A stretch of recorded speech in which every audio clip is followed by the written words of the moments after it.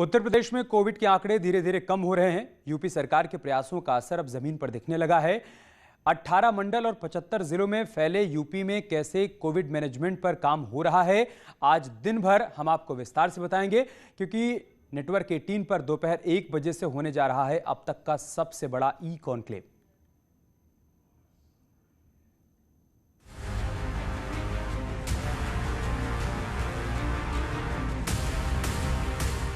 पचहत्तर जिले, 18 मंडल, 97,000 गांव में फैली 19 एकड़ से ज्यादा की आबादी।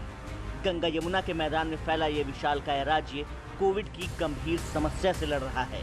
उत्तर प्रदेश के मुख्यमंत्री योगी आदित्यनाथ खुद गांव और शहर जाकर ग्राउंड जीरो की स्थिति परख रहे हैं।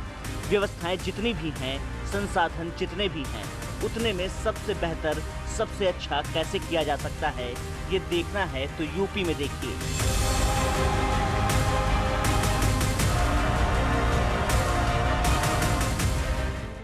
जितना यूपी की आबादी है, उतने में 5 ऑस्ट्रेलिया समा जाएं। यूपी किस तरह से लड़ रहा है कोरोना की लड़ाई, उत्तर प्रदेश की सरकार, उत्तर प्रदेश का सिस्टम, शासन और प्रशासन में जिम्मेदार लोगों ने कैसे निभाई अपनी जिम्मेदारी कि कोरोना की रफ्तार घटने लगी और रिकवरी रेट बढ़ने लगा। शुरू में थोड़ी सी दिक्कत महसूस हुई थी जनपदों को कि ऑक्सीजन की डिमांड अचानक बढ़ी थी, बट इसका तुरंत संज्ञान लेके इसमें काफ़ी त्वरित गति से कार्य किया गया। अगर हम प्रयागराज मंडल की बात करें तो एक्सक्लूसिवली हमको टैंकर्स की उपलब्धता करवाई गई थी, जो कि लगातार ऑक्सीजन की सप्लाई को पूरा कर रहे थे। प्रयागराज मंडल में 4 जिले हैं, प्रतापगढ़, कौशाम्बी, फतेहपुर और प्रयागराज। लेकिन जब यहाँ कोरोना के मामले बढ़े तो शासन और प्रशासन स्तर तुरंत एक्शन में आ गया और स्थितियाँ बदलने लगी। योगी सरकार के ट्रिपल टी फार्मूले, ट्रेस, टेस्ट और ट्रीट के फार्मूले के चलते प्रदेश में कोरोना संक्रमितों की संख्या में कमी आई है। बात अगर प्रयागराज मंडल की करें तो प्रयागराज मंडल में भी पॉजिटिविटी रेट कम हुआ है। प्रयागराज मंडल के 4 जिलों प्रतापगढ़, कौशाम्बी, फतेहपुर और प्रयागराज में पॉजिटिविटी रेट 18% से घटकर 1.42% हो गया है। सिर्फ प्रयागराज ही नहीं, कानपुर मंडल में भी कोविड कंट्रोल के लिए जो प्रयास किए गए थे, उसके रिजल्ट आने शुरू हो गए हैं। पूरे कानपुर मंडल में अब कोविड की स्थितियां धीरे धीरे सुधर रही हैं। दूसरी लहर में कानपुर और कानपुर मंडल के जिलों में कोरोना ने तेजी से पैर पसारा। युद्ध स्तर पर काम हुआ और कोरोना को काफ़ी हद तक काबू कर लिया गया। अब संक्रमण की दर काफ़ी कम है। वहीं प्रशासन ने अब कोरोना की तीसरी लहर के लिए भी तैयारी शुरू कर दी है। कानपुर मंडल में अब तीसरी लहर से निपटने के लिए प्लान बनाया जा रहा है। कानपुर से आगे बढ़ें तो आपको ले चलते हैं सहारनपुर मंडल में तेजी से कोरोना संक्रमितों में सुधार देखा जा रहा है। जहां पहले हजारों की तादाद में पॉजिटिव केस आ रहे थे, वहीं अब ये घटकर सैकड़ों में रह गए हैं।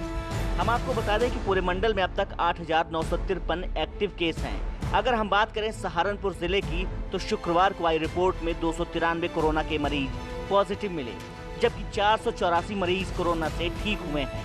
वहीं इसी क्रम में अब जिले में 4,346 एक्टिव केस हैं। सहारनपुर मंडल में 3 जिले हैं, शामली, मुजफ्फरनगर और सहारनपुर।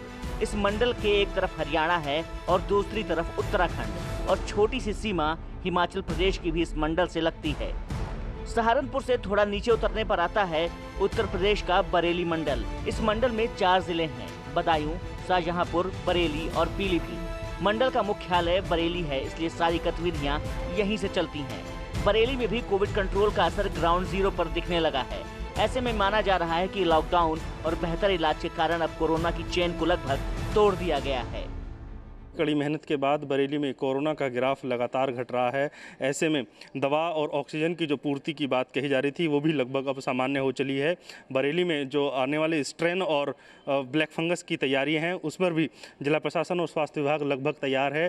स्वास्थ्य विभाग और जिला प्रशासन के अफसरों का साफ तौर पर कहना है कि हम लोगों ने 5 ऑक्सीजन प्लांट लगाए हैं और इसके अलावा यहाँ पर बेड और ऑक्सीजन की जो समस्या है, उसको लगभग दूर कर लिया है। उत्तर प्रदेश में कोरोना कंट्रोल कैसे हुआ, कोविड की तीसरी लहर की क्या तैयारी कर रहा है उत्तर प्रदेश, यूपी के सभी 18 मंडलों के कमिश्नर न्यूज 18 पर आएंगे, बारी बारी से बताएंगे कोविड कंट्रोल का सबसे सटीक फॉर्मूला। आज दोपहर 1 बजे से न्यूज 18 पर लगातार। और अब खबर मेरठ से, जहां पर ब्लैक फंगस से 4 लोगों की मौत हो गई है। ब्लैक फंगस से 4 और लोगों की जान चली गई है। ब्लैक फंगस से अब तक 12 लोगों की मौत हो गई है। मेरठ में 100 के पार पहुंच गया है ब्लैक फंगस के मरीजों का आंकड़ा। मेडिकल कॉलेज में ब्लैक फंगस का अलग से वार्ड बनाया गया है।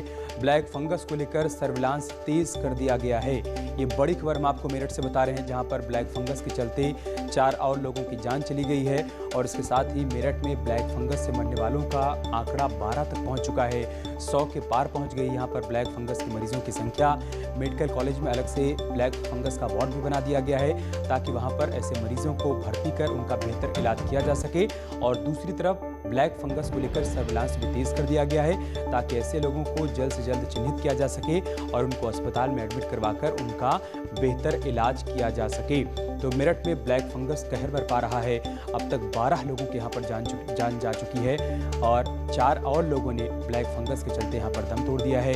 कुल मरीजों की बात करें तो 100 के पार पहुंच गई है संख्या, ब्लैक फंगस के मरीजों की संख्या, जिसके चलते स्वास्थ्य प्रशासन के सामने भी यहाँ पर चिंता बढ़ी हुई है कि कैसे इसकी रोकथाम की जाए, कैसे इसकी पहचान की जाए, लोगों को जागरूक कैसे किया जाए, कैसे इसका इलाज किया जाए।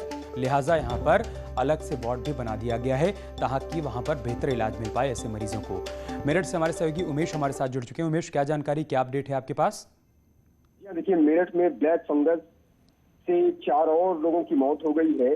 ब्लैक फंगस से अब तक 12 लोगों की मौत हो चुकी है और 100 से ज्यादा मरीज अलग अलग अस्पतालों में भर्ती हैं। मेडिकल कॉलेज में अब तक 50 से ज्यादा मरीज मिल चुके हैं। वहीं मेडिकल कॉलेज के प्राचार्य डॉक्टर ज्ञानेंद्र का कहना है कि कोविड और नॉन कोविड अलग अलग ब्लैक फंगस के वार्ड बना दिए गए हैं, जहां मरीजों का इलाज चल रहा है। कई मरीजों का ऑपरेशन भी किया गया है और लखनऊ से 125 वॉयल दवा भी मंगाई गई है।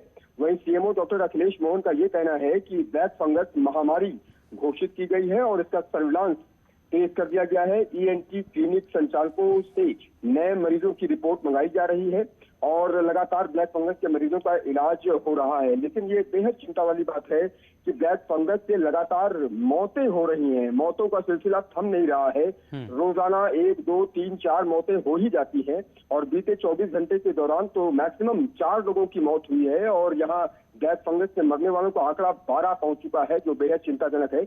और निश्चित तौर पर इसके लिए कुछ अलग और ज्यादा व्यवस्था करने की जरूरत है, मंथन करने की जरूरत है कि आखिर ब्लैक फंगस से मौतों के आंकड़े पर कैसे कंट्रोल किया जाए। ठीक है, बहुत शुक्रिया उमेश आपका हमारे साथ जुड़ने के लिए और जानकारी हम तक पहुंचाने के लिए।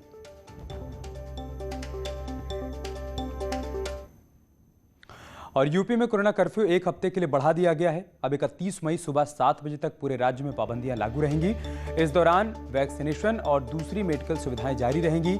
यूपी में कोरोना मरीजों की संख्या लगातार कम हो रही है, साथ ही रिकवरी रेट भी बढ़ रहा है। इसलिए यूपी सरकार ने कोरोना चेन को पूरी तरीके से तोड़ने के लिए कोविड कर्फ्यू बढ़ा दिया है। इससे पहले सरकार ने 24 मई तक कोरोना कर्फ्यू बढ़ाने का फैसला किया था और अब एक बार फिर से एहतियात के तौर पर इसे बढ़ा दिया गया है। अगले 1 हफ्ते तक जारी रहने वाले लॉकडाउन के दौरान वही पाबंदियां जारी रहेंगी जो कि अब तक लागू थी। कोरोना की दूसरी लहर पर काबू पाने के लिए कई राज्यों में लॉकडाउन या सख्त पाबंदियां लागू हैं, लेकिन उत्तर प्रदेश में कोरोना कर्फ्यू खासतौर पर बाजारों पर लागू है। जरूरी सेवाओं और औद्योगिक गतिविधियों पर कोई रोक नहीं लगाई गई है। रोडवेज बसों के दूसरे राज्यों में जाने पर रोक है।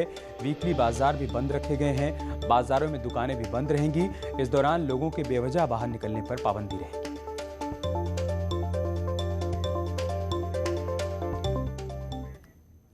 मुख्यमंत्री योगी आदित्यनाथ इन दिनों जिलों के ताबड़तोड़ दौरे कर रहे हैं। इस दौरान वो स्वास्थ्य सेवाओं की जमीनी हकीकत को जान रहे हैं और साथ ही अधिकारियों के साथ कोविड कंट्रोल को लेकर समीक्षा बैठक भी कर रहे हैं। मुख्यमंत्री आज झांसी और बांदा का दौरा करेंगे। झांसी में मुख्यमंत्री योगी सबसे पहले इंटीग्रेटेड कोविड कमांड सेंटर का निरीक्षण करेंगे। इसके बाद विकास भवन में समीक्षा बैठक भी करेंगे। सीएम के दौरे को लेकर झांसी प्रशासन ने तैयारियां पूरी कर ली हैं। वहीं सीएम दोपहर बाद 3:20 पर झांसी से बांदा पहुंचेंगे। यहां पर वो कोविड कमांड सेंटर का निरीक्षण कर कोरोना के हालात की समीक्षा करेंगे और साथ ही मंडल के अधिकारियों के साथ वीडियो कॉन्फ्रेंसिंग कर कोरोना की समीक्षा भी करेंगे। सीएम बांदा में मीडिया को ब्रीफ करेंगे और किसी गांव का इस दौरान निरीक्षण भी कर सकते हैं।